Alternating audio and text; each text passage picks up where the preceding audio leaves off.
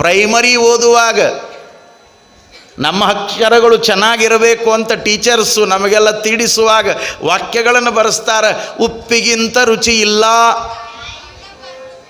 ಮುಗಿದ ಹೋತಲ್ಲ ಕತೆ, ಮತ್ತೇನದು? ಉಪ್ಪಿಗಿಂತ ರುಚಿ ಇಲ್ಲ, ತಾಯಿಗಿಂತ ಬಂಧುವಿಲ್ಲ. ಬರ್ದೀವಿ, ಏನೆಲ್ಲ ಮಾಡ್ರಿ, ಉಪ್ಪು ಇಲ್ಲದೆ ಯಾವ ಅಡುಗೆಯೂ ರುಚಿ ಆಗೋದಿಲ್ಲ. ಆದರೆ ಏನು ಮಾಡೋದು? ವಿಚಿತ್ರ ಕಾಲದೊಳಗೆ ನಾವು ಬದುಕ್ತೀವಿ. ಉಪ್ಪು ಹಾಕಬೇಡ್ರಿ ಅಂತ ನಮ್ಮ ಡಾಕ್ಟ್ರು ಹೇಳ್ತಾರೆ. ಹೆಚ್ಚು ಉಪ್ಪು ತೊಗೋಬೇಡ್ರಿ ಅಂತಾರೆ. ತೊಗೊಂಡ್ರೆ BP ಬರ್ತದೆ ಅಂತಾರೆ. ನೋಡಿ, ಊಟಕ್ಕೆ ಎರಡು ಭಾಳ ರುಚಿ ರೀ. ಹಿಂಗೆ ಮಾಡಬೇಕು ಊಟ. ನಮ್ಮ ಭಾರತೀಯ ಊಟದ ಪರಂಪರೆ,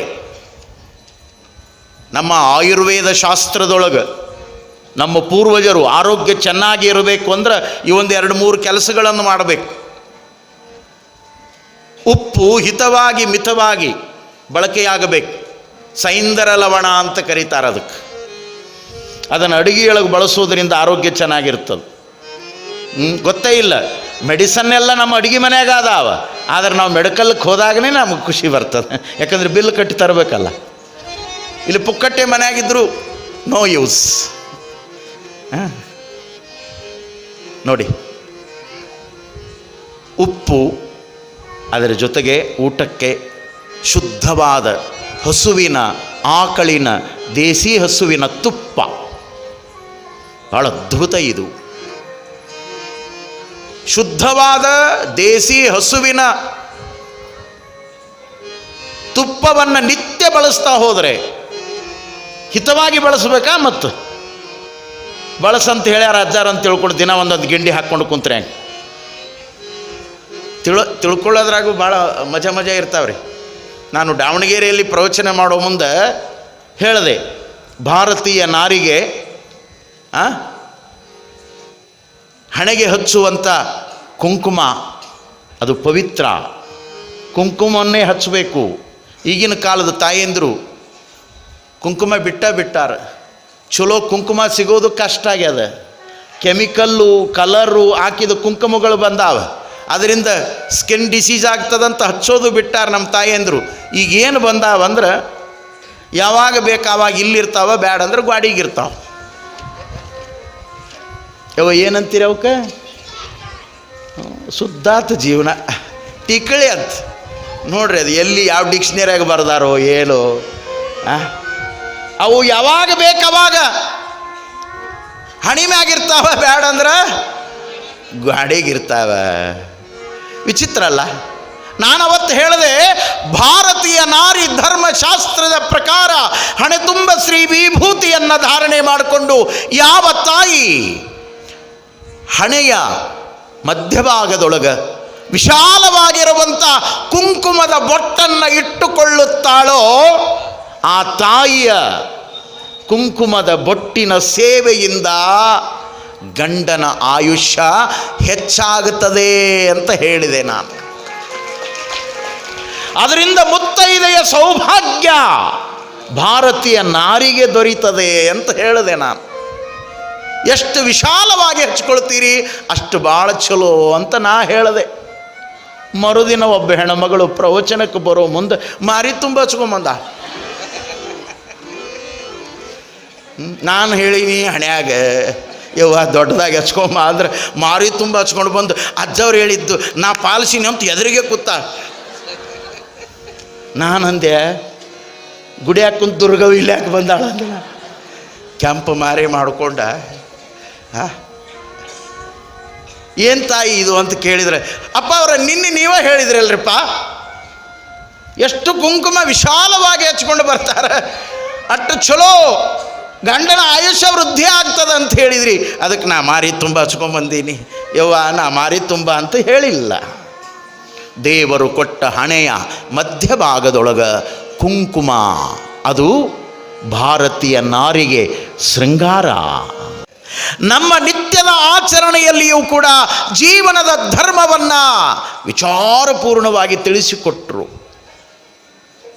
ಅದಕ್ಕಾಗಿ ಹಿತವಾಗಿ ಮಿತವಾಗಿ ತುಪ್ಪವನ್ನು, ಶುದ್ಧವಾದ ಗೋವಿನ ದೇಸಿ ಹಸುವಿನ ತುಪ್ಪವನ್ನು ಬಳಸಿದ್ರೆ ಇವತ್ತು ಆಯುರ್ವೇದ ಶಾಸ್ತ್ರ ಹೇಳ್ತದೆ ನಿನಗೆ ಯಾವ ರೋಗಗಳು ಕೂಡ ಬರೋದಿಲ್ಲ.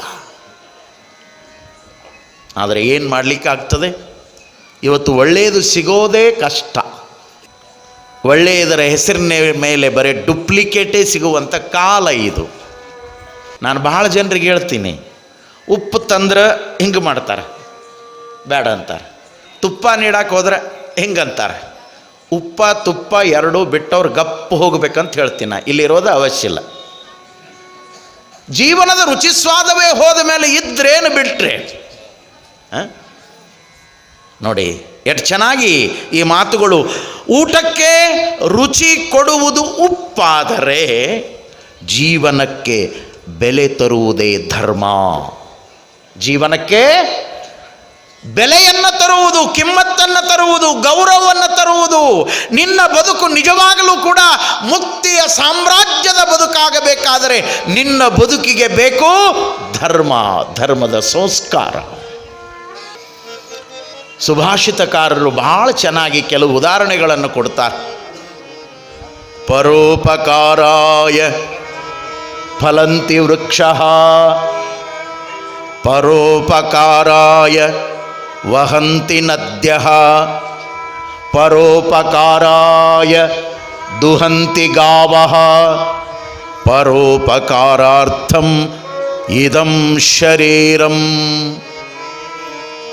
ಎಷ್ಟು ಚಂದ ಹೇಳಿದ್ರು ಅವರು. ಕಣ್ಣಿಗೆ ಕಟ್ಟುವ ಸತ್ಯಗಳನ್ನು ಈ ಮಾತುಗಳಲ್ಲಿ ಹೇಳ್ತಾರೆ. ಪ್ರಕೃತಿಯ ಅದ್ಭುತವಾದ ಲೀಲಾಮಯವಾಗಿರುವಂಥ ಶಿವನ ಪರೋಪಕಾರದ ಸಿದ್ಧಾಂತವನ್ನು ಈ 4 ಸಾಲಿನ ಸಂಸ್ಕೃತ ಭಾಷೆಯ ಶ್ಲೋಕದೊಳಗೆ ಹೇಳ್ತಾರೆ. ಪರೋಪಕಾರಾಯ ಫಲಂತಿ ವೃಕ್ಷಃ, ವೃಕ್ಷಃ ಗಿಡಗಳು, ಮರಗಳು ಏನು ಮಾಡ್ತಾವೆ? ನಿತ್ಯ ಈ ಜಗತ್ತಿನೊಳಗ ಪರೋಪಕಾರವನ್ನು ಮಾಡ್ತಾ ಇದ್ದಾವಲ್ಲ.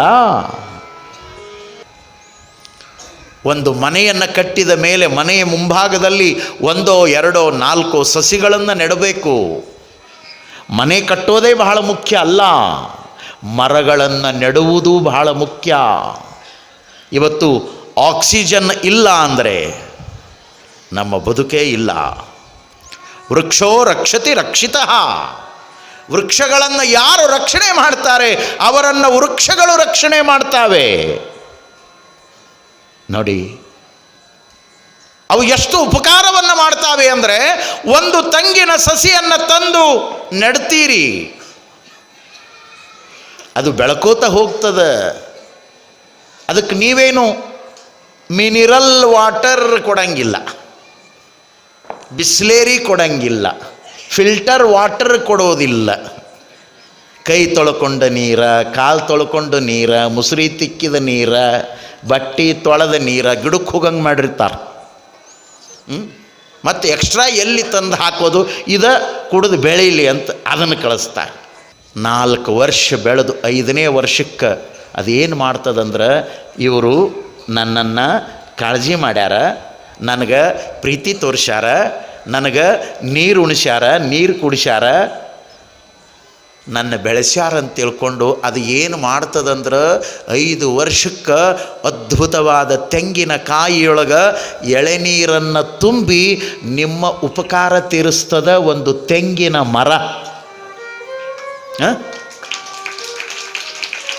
ಒಂದು ವೇಳೆ ಮನುಷ್ಯರು ಆಲೋಚನೆ ಮಾಡುವಂಗೆ ಮನೆ ಮುಂದಿದ್ದ ತೆಂಗಿನ ಮರ ವಿಚಾರ ಮಾಡಿತ್ತಂದ್ರೆ, ನಾವು ಎಷ್ಟು ಸುಮಾರು ವಿಚಾರ ಮಾಡ್ತೀವಿ ಅಂದ್ರೆ, ಅವ್ರ ಲಗ್ನಕ್ಕೆ ಹೋದಾಗ ಅವ್ರೇನು ಭಾಳ ಕಿಮ್ಮತ್ತಿಂದ ಕೊಟ್ಟಿದ್ರೆ, ಇಂಥದ್ದು ಕೊಟ್ಟಿದ್ರು, ತಗೋ ಇದನ್ನು ಕೊಟ್ರಾತ್, ಇವು ನಮ್ಮ ಕಂಪ್ನಿ ಇರಲಿ, ಅವ್ರು ಎಂಥದಾರ ಕೊಡಲಿ, ದೇವ್ರು ನಮಗೆ ಕೊಟ್ಟಾನ, ಒಂದಿಟ್ಟು ಕಿಮ್ಮತ್ತಿಂದ ಕೊಡೋಣ ಅಂತಲ್ಲ, ಅದಕ್ಕಿಂತ ಒಂದು 9 ಪೈಸೆ ಕಡಿಮೆ ಇದ್ದದ್ದ ಕೊಡ್ಬೇಕಂತಾರೆ. ನೋಡ್ರಿ ಎಷ್ಟು ಸುಮಾರು ಇರ್ಬೇಕು ತಲೆ ಇವು.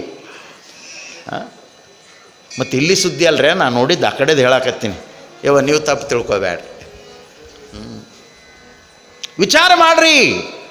ತೆಂಗಿನ ಮರ ಮನುಷ್ಯನಂತೆ ವಿಚಾರ ಮಾಡಿದ್ರ, ದಿನ ನನಗೆ ಮುಸುರಿ ನೀರು ಕಳಿಸ್ಯಾರ, ಬಚ್ಚಲ್ ನೀರು ಕಳಿಸ್ಯಾರ, ಬಟ್ಟೆ ತೊಳೆದ ನೀರು ಕಳಿಸ್ಯಾರ ಅಂತ ತಿಳ್ಕೊಂಡು ಅದ ನೀರನ್ನು ತನ್ನ ಹೊಟ್ಟೆಯಾಗಿ ತುಂಬಿಕೊಂಡು ತೆಂಗಿನಕಾಯಿಯಾಗಿಟ್ಟು ನಮಗೆ ಕೊಟ್ಟಿತ್ತಂದ್ರೆ ಮಾಡ್ತಿದ್ರಿ ಏನು ಹೇಳಿ? ಹೌದಲ್ರಿ? ಹಂಗೆ ಮಾಡ್ತದೆ ಏನದು? ಇಲ್ಲ. ನಾವು ಯಾವುದೇ ಉಪ್ಪು ನೀರು ಹಾಕಲಿ, ಸೌಳು ನೀರು ಹಾಕಲಿ,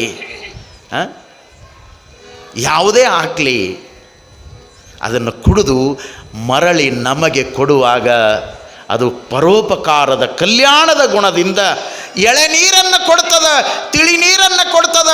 ಇವತ್ತು ಬಾಡಿಯೊಳಗೆ ಎನರ್ಜಿ ಕಡಿಮೆ ಆಯಿತು ಅಂದ್ರೆ ಇವತ್ತು ಡಾಕ್ಟ್ರು ಸಜೆಷನ್ ಮಾಡ್ತಾರೆ, ಒಂದೆರಡು ಎಳೆನೀರು ಕುಡೀರಿ, ನಿಮ್ಮ ಬಾಡಿಯೊಳಗೆ ಗ್ಲುಕೋಸ್ ಪವರ್ ಕಡಿಮೆ ಆಗ್ಯದ. ನೋಡ್ರಿ, ನಾವು ಬೆಳೆಸಿದ ನಮ್ಮ ತೆಂಗಿನಕಾಯಿಯ ಆ ಸಸಿ, ಆ ಮರ ಬೆಳೆದು ದೊಡ್ಡದಾದ ಮೇಲೆ ನಮಗೆ ಎಳೆನೀರನ್ನು ಕೊಟ್ಟು ಉಪಕಾರ ತೀರಿಸ್ತದಲ್ಲ, ಇದು ಎಷ್ಟು ದೊಡ್ಡ ಸೇವಾ ಈ ಜಗತ್ತಿನೊಳಗೆ. ಇದು ಧರ್ಮ.